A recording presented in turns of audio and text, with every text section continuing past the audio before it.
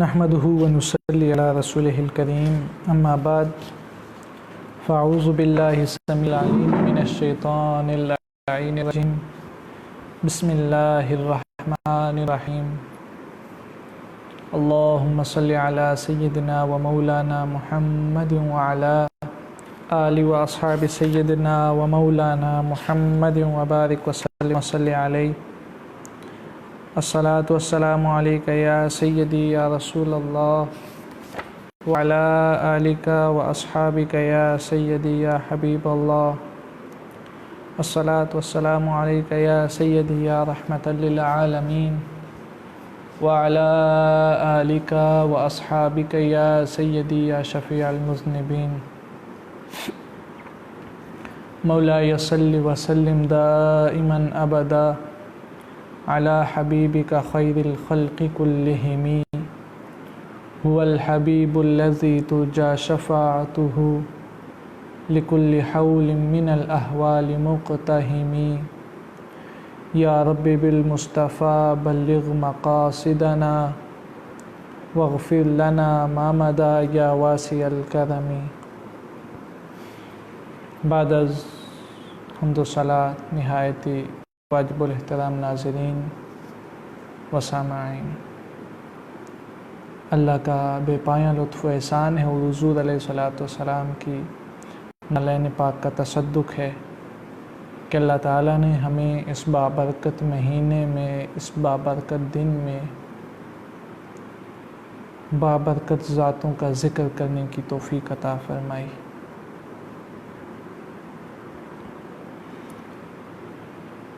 آج کیونکہ ہماری 7ویں نشست ہے، اس سے پہلے ہماری جتنی نشستیں ہوئیں، جیسے کل ہماری نشست تھی حضور علیہ السلام کی محبت، حضور علیہ السلام کی ذات اطہار کے بارے میں مولانا روم رحمۃ اللہ علیہ نے کیا فرمایا، کل ہم نے یہ دیکھا۔ کے ساتھ میرا یہ وعدہ تھا کہ کل ہم ایک حکایت پڑھیں گے، اور اس حکایت کو مولانا روم نے اپنے اشعار میں جب پرویا تو یقین جانیے کہ اس حکایت کو پڑھ کے ہر صاحب روح، صاحب عقل، صاحب دل اپنی آنکھوں پہ قابو نہیں پا سکا۔ اور یہ دراصل موضوع کیونکہ حضور علیہ السلام کے ساتھ محبت ہے، حضور علیہ السلام کے ساتھ محبت، ہم نے یہ بات کل بھی کی تھی کہ مغز قرآن، روح ایمان، جان دین، ہست حب رحمت للعالمین، کہ ہر چیز کا مغز، ہر چیز کی روح حضور سرور کائنات صلی اللہ تعالی علیہ وآلہ وسلم کی محبت ہے اور ان کا عشق ہے۔ اس کے بنا نہ تو انسان صاحب دل بن سکتا ہے، اس کے بنا نہ تو کوئی عارف بن سکتا ہے، اور اس ذات کی جب ہم بات کرتے ہیں تو وہ ذات ایسی ذات اطہر کہ جن کے بارے میں واصف علی واصف رحمۃ اللہ علیہ وہ لکھتے ہیں کہ جب انسان کو اللہ کی معرفت ملتی ہے تو پھر وہ نور لے کر لوگوں میں تقسیم کرنا شروع کر دیتا ہے۔ عارف کی باتیں، پھر اس کی باتوں، اس کے الفاظ میں وہ سارے راز چھپے ہوتے ہیں، لیکن جب السلام کی معرفت مل جائے تو وہ خاموش ہو جاتا ہے، وہ خاموش ہو جاتا ہے۔ بعد از خدا، اب دیکھیں بعد از خدا حضور علیہ السلام کی ذات ہی ہے۔ یہ ایک بالکل سمپل سی بات ہے کہ جس کو حضور کی معرفت آتی ہے وہ خاموش ہو جاتا ہے کہ کہیں میں بولوں گا تو، کیونکہ حضور نے بھی فرمایا کہ میری معرفت، میری پہچان، میری اصل کی پہچان میرے رب کے سوا کسی کو نہیں ہے۔ تو اب جو ان رازوں سے پردے چاک کرنا شروع کر دیتا ہے تو وہ خاموش ایسے ہو جاتا ہے کہیں مجھ پہ فتوے نہ لگ جائیں۔ خیر، بات دوسری طرف نکل گئی، تو آج ایک بڑا ہی پیارا حضور علیہ السلام کے اندر ایک بڑی عجیب سی حکایت، عجیب سا واقعہ پیش آیا، اور وہ واقعہ مولانا روم نے اشعار کی صورت میں پڑھا۔ اور وہ واقعہ پہلے میں سارے اشعار اگر آپ کہیں یا ایک ایک شعر پڑھ کے اس کا ترجمہ کروں گا۔ میں نے کوشش کی ہے اشعار کی صورت میں کیا جائے، تو جتنا میں کر سکتا تھا میں نے کوشش کی ہے سناؤں گا۔ ابھی ان اشعار کو ہم پڑھتے ہیں اور پھر ان سے تھوڑا سا لطف اندوز ہوتے ہیں۔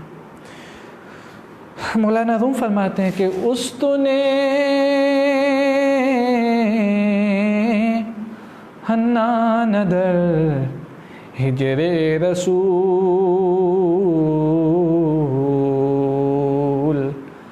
نالمی زد ہم چو ارباب عقول۔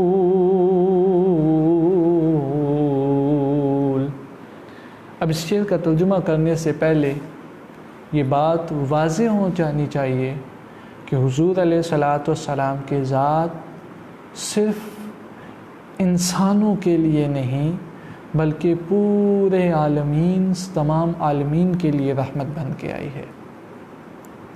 اور حضور علیہ الصلاۃ والسلام کے ساتھ محبت صرف انسان ہی نہیں بلکہ ہر ذی روح ہے، اور بلکہ میں یہ کہوں گا ہر بے جان چیز بھی حضور علیہ الصلاۃ والسلام کے ساتھ محبت کرتی تھی۔ آپ اگر پڑھیں تو حضرت سیدہ آمینہ رضی اللہ تعالی عنہا جب آپ کے بطن اطہر کے اندر حضور علیہ الصلاۃ والسلام کا وجود آیا تو آپ جب پتھروں پہ چلتی تھیں تو پتھر بھی نرم موم کی طرح بن جاتے تھے۔ تو آپ اس بات سے اندازہ لگا لیں، اور حضور نے فرمایا کہ میں اس پتھر کو بھی جانتا ہوں جو بچپن میں میرے اوپر درود و سلام پڑھا کرتا تھا۔ بچپن میں پتھر بھی حضور علیہ الصلاۃ والسلام کے اوپر صلاۃ و سلام پڑھتے تھے، درود و سلام پڑھتے تھے، حضور علیہ الصلاۃ والسلام پر سلام بھیجتے تھے، درود پڑھتے تھے۔ تو اب یہ واقعہ بھی ایک ایسے ستون ہے جسے حنانہ کہا گیا، استن حنانہ ستون۔ اب یہ وہ واقعہ ہے جس کو بڑے ہی پیارے انداز میں مولانا روم نے اشعار میں پرویا۔ فرماتے ہیں کہ استن حنان در ہجر رسول،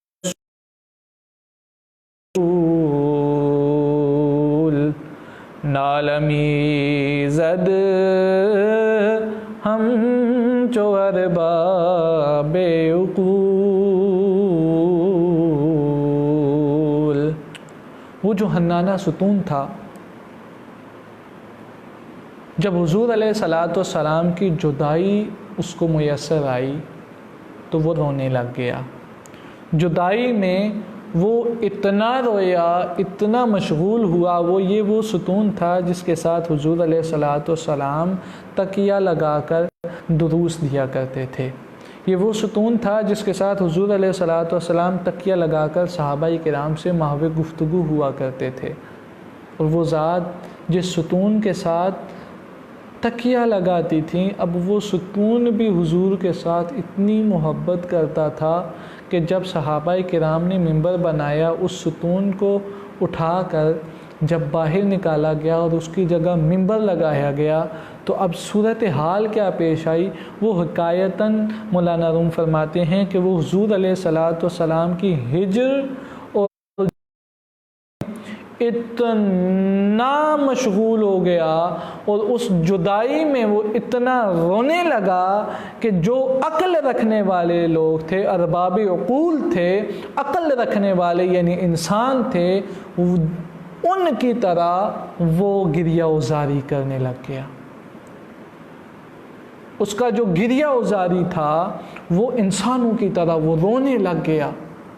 اور پھر صورتحال کیا تھی، اب وہ سارے اشعار ہم پڑھتے ہیں اور پھر یہ واقعہ ہم انہی کی زبانی جو مولانا روم نے بیان کیا اور اس کے ترجمہ کی زبانی ہم کریں گے، پھر ان کو اشعار کی صورت میں ان کا ترجمہ آپ کے سامنے پیش کروں گا۔ فرماتے ہیں درمیان مجلس واعظاں چنا، قصبے آگے گشت دو جوان، اور در تحیر ماندہ اصحاب رسول، کز جمینا لد ستون با عرض و طول۔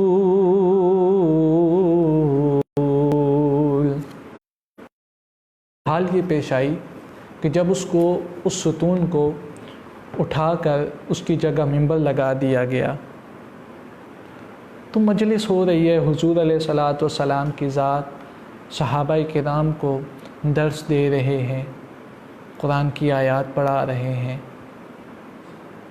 تو پھر وہ مجلس کے اندر ایک عجیب سا واقعہ پیش آیا، اور وہ کیا تھا؟ وہ واقعہ یہ تھا کہ رونے کی صدا آنے لگ گئی۔ کوئی ایسے رو رہا تھا جیسے کوئی انسان رو رہا ہے، اور اس کا رونا صرف ایک بندے نے نہیں سنا، بلکہ ہر پیر و جوان، ہر جو بھی وہاں پہ جوان تھا، جو بھی وہاں پہ بوڑھا تھا، ان سب نے وہ صدا سنی، وہ آواز سنی، وہ رونے کی آواز سنی، اور وہ رونے کی گریہ و زاری کی آواز کو جب انہوں نے سنا تو پھر کیا ہوا؟ در تحیر ماندہ اصحاب رسول، کز جمینا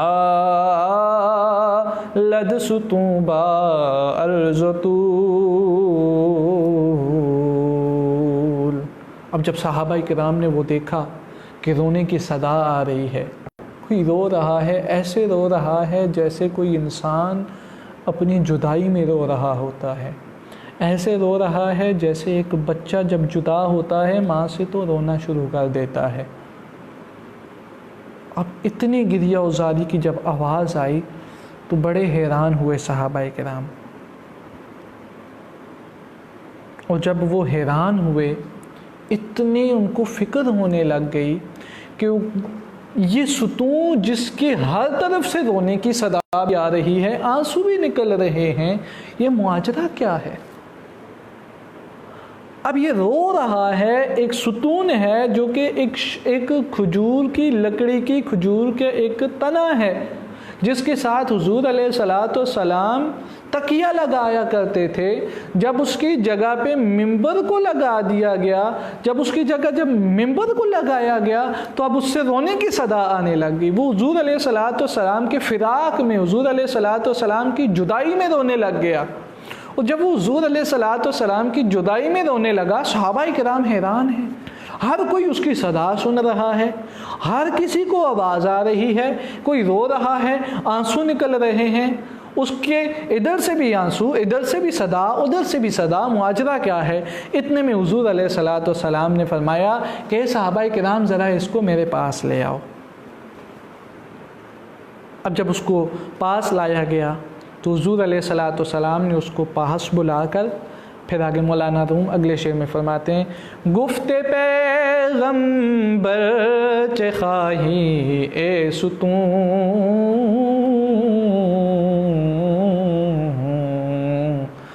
گفت جانم از فراقت گشت خون۔ حضور نے بڑی شفقت کے ساتھ اس ستون کو، صحابہ کو فرمایا کہ ستون کو میرے پاس لے آؤ۔ اب دیکھیے، ہم مسلمان ہیں، ہم مومنین ہیں، ہماری کیفیت بھی یہ ہونی چاہیے۔ اب کیا ہوا؟ اس ستون کو جب لایا گیا تو حضور علیہ الصلاۃ والسلام نے اسے اپنے گلے لگایا اور اس کے ساتھ کلام کیا۔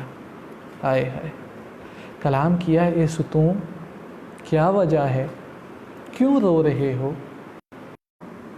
تو اب میں نہ رہوں تو کیا کروں؟ میری جگہ کسی اور کو لایا گیا۔ تو اب پھر اس نے آگے اگلی بات کیا کی؟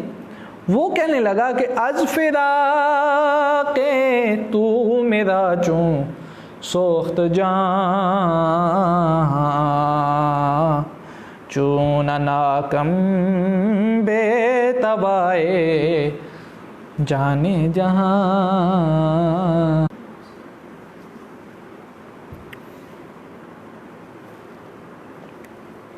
یا رسول اللہ، مجھے آپ کی جدائی رلا رہی ہے، مجھے آپ کا فراق رلا رہا ہے۔ یا رسول اللہ، میں آپ سے جدا ہو کے، جب تک میں اس جگہ پہ تھا، آپ مجھ سے تکیہ لگاتے تھے، تو یا رسول اللہ میں تو اپنے آپ کو دنیا کا سب سے حسین، سب سے عظمت والا سمجھتا تھا۔ یا رسول اللہ، جب آپ نے مجھے جدا کر دیا ہے تو یا رسول اللہ اب آپ کی جدائی مجھے رلا رہی ہے، میں آپ کی جدائی میں نہ رہوں تو کیا کروں؟ اور پھر اب وہ آگے کیا کہتا ہے؟ وہ فرماتے مسندت من بود مز من تاختی،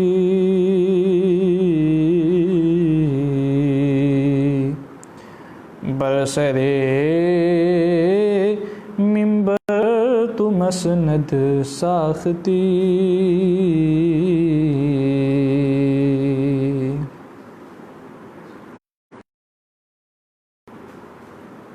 یا رسول اللہ، میں آپ کی نشست کی جگہ ہوا کرتا تھا۔ یا رسول اللہ، آپ میرے ساتھ تکیہ لگاتے تھے، اب میری جگہ آپ نے ممبر کو اپنی مسند بنا لیا۔ یا رسول اللہ، میں نہ رہوں تو کیا کروں؟ یا رسول اللہ، مجھے یہی چیز رلا رہی ہے کہ میں آپ سے جدا ہو رہا ہوں۔ اور پھر آگے حضور علیہ السلام، یہ جو مکالمہ تھا تو حضور علیہ السلام نے اب اس تنے کو کہا، اس ستون کو کہا۔ اب وہ مولانا روم نے کچھ اس طرح لکھا، وہ فرماتے ہیں کہ پس رسولش گفت ہے نیکو درخت،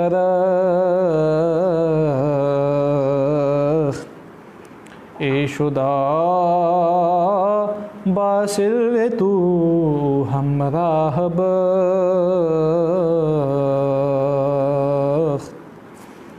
گر ہمیں خواہی تیرا نخل کند، شرقی و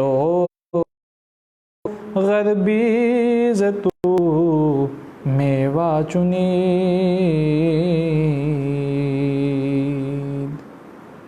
اب جب حضور علیہ السلام نے اس کی جدائی کے قصے سنے، جب اس کا یہ رونا، اس کی آہو تو پیارے حبیب صلی اللہ علیہ وآلہ وسلم جو اسے اپنے سینے کے ساتھ لگائے ہوئے تھے، اس کے ساتھ بات کر رہے تھے، تو پوچھا، اور اس کے ساتھ جب یہ بات کی تو حضور علیہ السلام نے اب اس کے ساتھ یہ کلام کیا اور کہ اے نیک درخت، تمہیں بہت مبارک ہو، اللہ تبارک و تعالیٰ نے تیرا نصیب بہت ہی اعلیٰ لکھا ہے۔ اب تو جو میری جدائی میں رو رہا ہے، تجھے جو میری فراق رلا رہی ہے، تجھے جو میری جدائی رلا رہی ہے، اے ستون، اب اگر تو کہے تو تجھ کو ایک ایسا مغرب سارے تیرے پھل کے ساتھ مستفید ہوں، مشرق کو بھی تیرا پھل ملے، مغرب کو بھی تیرا پھل ملے۔ یہاں سے ایک بات مولانا روم نے ہمیں سمجھائی ہے کہ لوگوں، جب حضور علیہ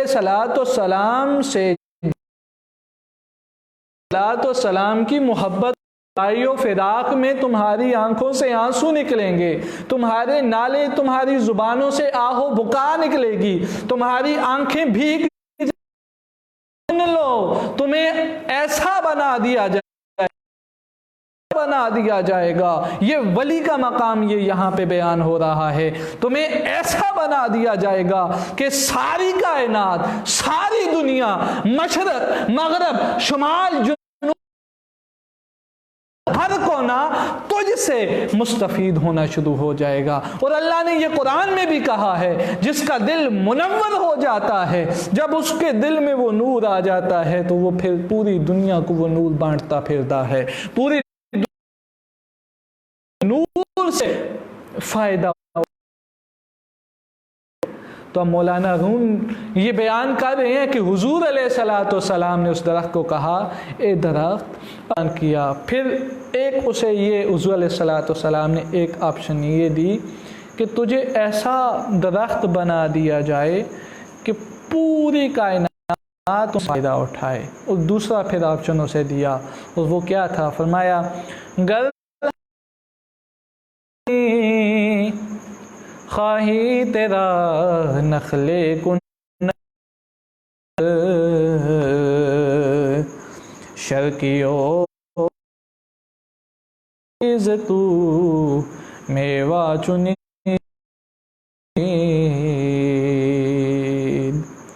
اور یاد رہا عالم حق سروے کند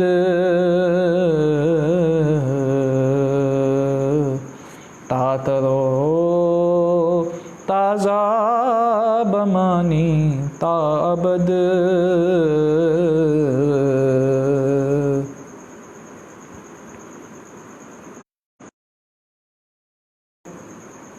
حضور نے دوسرا اسے آپشن دیا کہ اے ستون،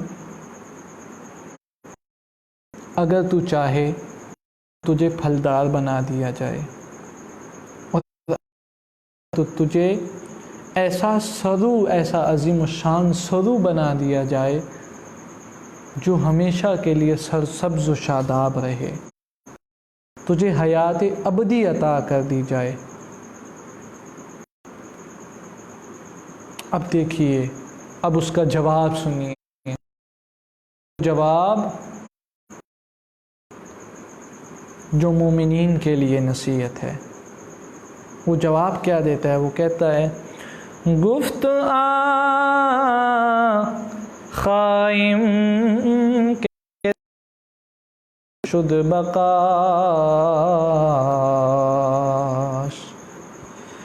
گفت خواہم کے دائم شد بقاش، بشنوے غافل کمز چو بے مباش.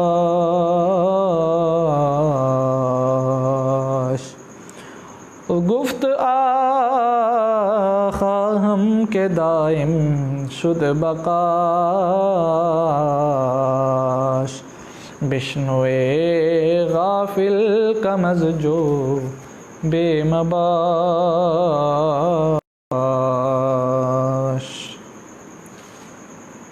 اب اس نے حضور علیہ السلام کے ساتھ گفتگو کی اور کہا یا رسول اللہ صلی اللہ علیہ وآلہ وسلم، میں نہ تو پھل کا طلبگار ہوں، نہ مجھے دائمی زندگی چاہیے. یا رسول اللہ، میں تو ایک بقا کا طالب ہوں، میں آپ کے عشق میں فنا ہو چکا ہوں. یا رسول اللہ، آپ کی جدائی میرے لیے موت ہے. یا رسول اللہ، اگر آپ سے جدا ہو کر میرا دل جل رہا ہے تو میں پھل کا بھی خواہش مند نہیں ہوں. مجھے صرف کیا چاہیے یا رسول اللہ؟ مجھے صرف بقا چاہیے. اس لیے چاہیے کہ یا رسول اللہ مجھے بقا اس لیے چاہیے کہ یا رسول اللہ میں آپ کا دیدار کرتا رہوں. یا رسول اللہ مجھے ایسی بقا چاہیے کہ مجھے آپ کا دیدار ملتا رہے. اب اس سارے قصے کو لیں.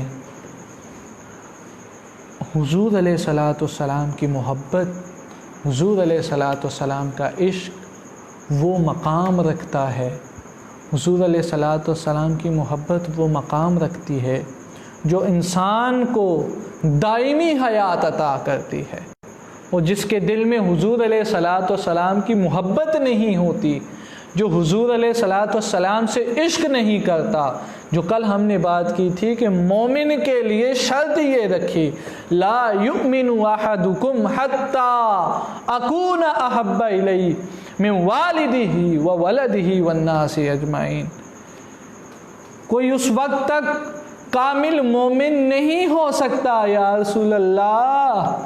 اب یہ بیان کر رہا یا رسول اللہ مجھے کاملیت چاہیے، مجھے بقا چاہیے، اور میری بقا یہ نہیں ہے کہ یا رسول اللہ مجھے وہ مقام عطا ہو اور پھر میں ان مقامات میں یا رسول اللہ دوسروں کو فیض یافتہ کرتا ہوں۔ یا رسول اللہ مجھے ایک ہی مقام چاہیے، یا رسول اللہ میں بقا چاہتا ہوں، میں آپ سے جدائی نہیں چاہتا، میں آپ سے جڑا رہنا چاہتا ہوں۔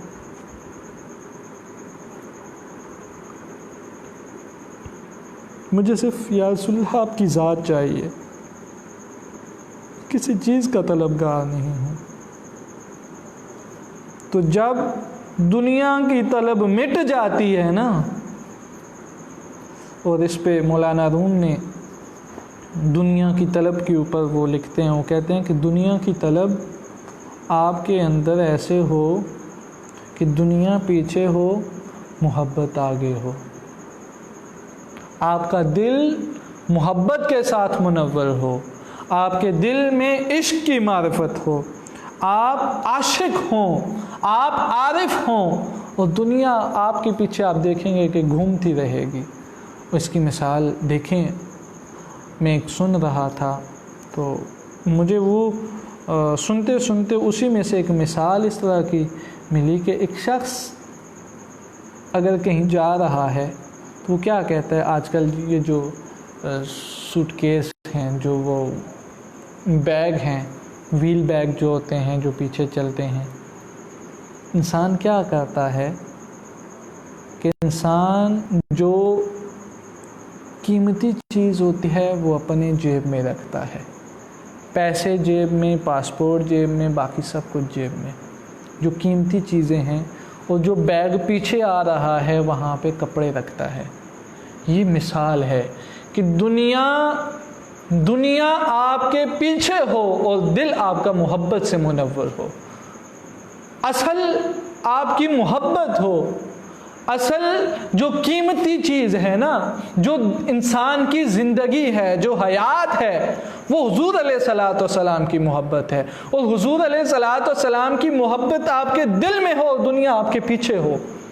دنیا کبھی غالب نہیں آنی چاہیے، اگر دنیا اس محبت پہ غالب آ گئی تو تمہارا اس دنیا میں آنا اور نہ آنا برابر ہے۔ اور پھر وہ استن حنانہ ہمیں یہ نصیحت کر کے گیا ہے، اس نے کہا یا رسول اللہ میں بقا کا طالب ہوں، یا رسول اللہ مجھے بقا چاہیے، اور بقا اس نے بتائی کس میں ہے، یا رسول اللہ بقا میری صرف اس میں ہے کہ میں ہر وقت آپ کے دیدار سے سرشار ہوتا رہوں، بقا میری صرف اس چیز میں، یا رسول اللہ میں آپ کے قرب میں رہوں۔ اگر لوگوں بقا چاہتے ہو، اگر بقا چاہتے ہو تو حضور علیہ الصلاۃ والسلام کی دہلیز سے جڑ جاؤ، حضور کی دہلیز کے بنا کوئی بقا نہیں ہے۔ اگر حضور علیہ الصلاۃ والسلام کی دہلیز سے ہٹ کر تم بقا چاہو گے تو تمہیں بقا نہیں ملے گی۔ اپنی ذات کو اس عشق میں اتنا فنا کر لو کہ حضور علیہ الصلاۃ والسلام کی کچہری نصیب ہو جائے، حضور علیہ الصلاۃ والسلام کا دیدار نصیب ہو جائے، اور حضور کا دیدار اور حضور علیہ الصلاۃ والسلام کا قرب ہی دراصل میں بقا ہے۔ تو اس نے کہا یا رسول اللہ میں گفت خواہم کے دائم شد بقاس، بشنوے غافل کمس جو بے مباش۔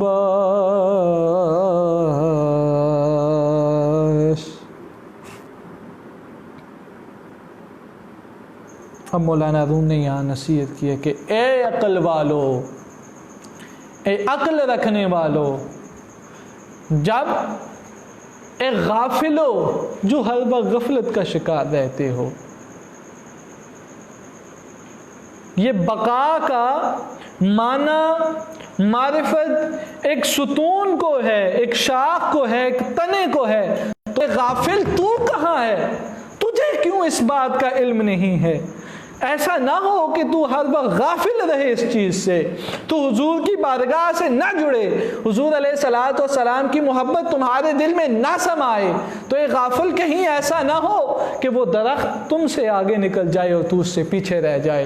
اگر اس تنے کو بھی پتا ہے کہ بقا کس چیز میں ہے، بقا حضور کے عشق میں ہے، بقا حضور کے قرب میں ہے، بقا حضور کی محبت میں ہے، بقا یہ ہے کہ ہر وقت دیدار مصطفیٰ ہو، بقا یہ ہے کہ ہر وقت یاد مصطفیٰ ہو، بقا یہ ہے کہ زبان سے ہر وقت ذکر مصطفیٰ ہو، یہی بقا ہے۔ تمہارا دل اس ذکر کے ساتھ اتنا آشنا ہو جائے، تمہارا دل اس ذکر کے ساتھ اتنا منور ہو جائے کہ تمہارے دل میں بھی وہ ذات ہو، تمہاری آنکھوں میں بھی وہ ذات ہو، تمہارے کان جب تم السلام علیکہ ایھا النبی پڑھو تو تمہارے کانوں کو بھی وہ معرفت ہو کہ سلام کے جواب کو سن سکیں۔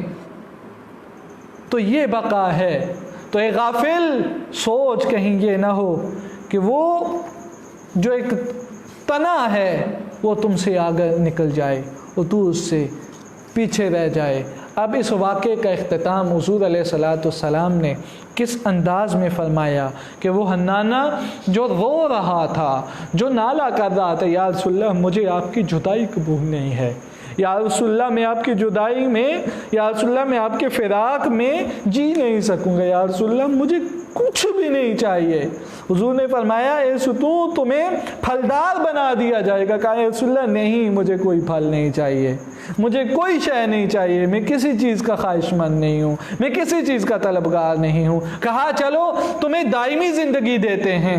یہ سرو کا بوٹے کی مثال دی ہے جو 12 کے 12 مہینے سرسبز رہتا ہے۔ کہا اے یہ سرو بنا دیتے ہیں، ہر وقت سرسبز رہوگے، تمہیں حیات مل جائے گی۔ یا رسول اللہ نہیں، مجھے کچھ بھی نہیں چاہیے، چاہیے تو کیا چاہیے یا رسول اللہ، مجھے بقا چاہیے۔ اور وہ بقا کیا ہے؟ یا رسول اللہ میں ہر وقت آپ کے دیدار میں رہوں، یا رسول اللہ میں آپ کے قرب میں رہوں، یا رسول اللہ میں آپ کی محبت میں رہوں۔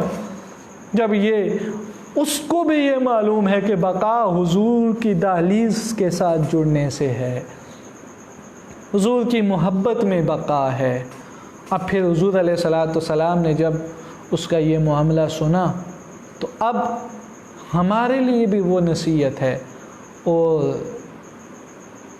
ہر ایک عارف کے لیے یہ نصیحت ہے کہ پھر حضور علیہ الصلوۃ والسلام نے کیا فرمایا؟ آنسو تو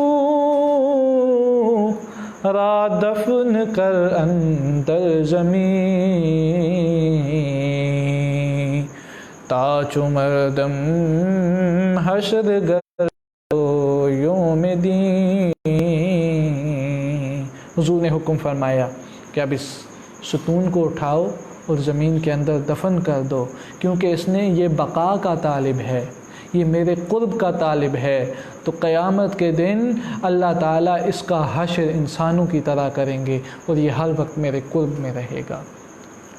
تو اے غافل، تجھے کیا ہوا ہے؟